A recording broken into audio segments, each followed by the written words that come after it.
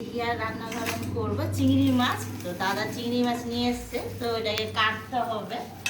আর এসে চিংড়ি মাছ আছে, এটা কেটে রেডি করতে হবে। এইভাবে কাটতে হবে মাছটাকে। এই হচ্ছে গলদা চিংড়ি, এটা এখন রান্না হবে আমাদের। আজকে চিংড়ি মাছটা মালাইকারি করব।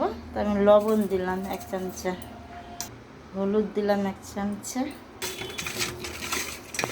তো কড়াইয়ে তেল দিলাম আমি।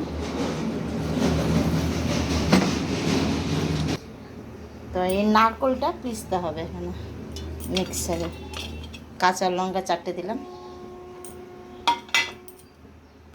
আমার তেল হয়ে গেছে, চিংড়ি মাছটা ছেড়ে দিলাম। আসলে উল্টে পাল্টে দিই। মাছ ভাজা হয়ে গেছে আমার, মাছগুলো উঠিয়ে নিলাম। তেলে তেজপাতা দিলাম, জিরা ফোড়ন দিলাম, একটা টমেটো দিলাম। এখানে যে নারকোলটা দিতে দিয়েছিলাম দিয়ে দিলাম। তো এখানে 1 চামচা আমার জিরের গুঁড়ো, 1 চামচা লাল লঙ্কা আর হলুদ, তো এটার মধ্যে দিয়ে দিলাম আমি।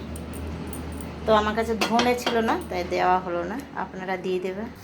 তো আমি মশলা হয়ে গেছে কষানো, তো ওটার মধ্যে আমি চিংড়ি মাছগুলো দিয়ে দিলাম।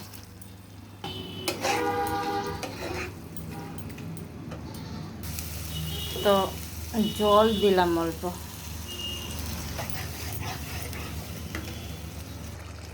আমি 1/2 চামচ লবণ দিলাম এখানে, আর 4 চামচ চিনি দিলাম।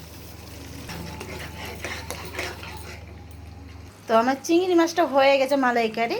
তো 1 চামচে গরম মশলা দেবো নামানোর আগে, 4টে।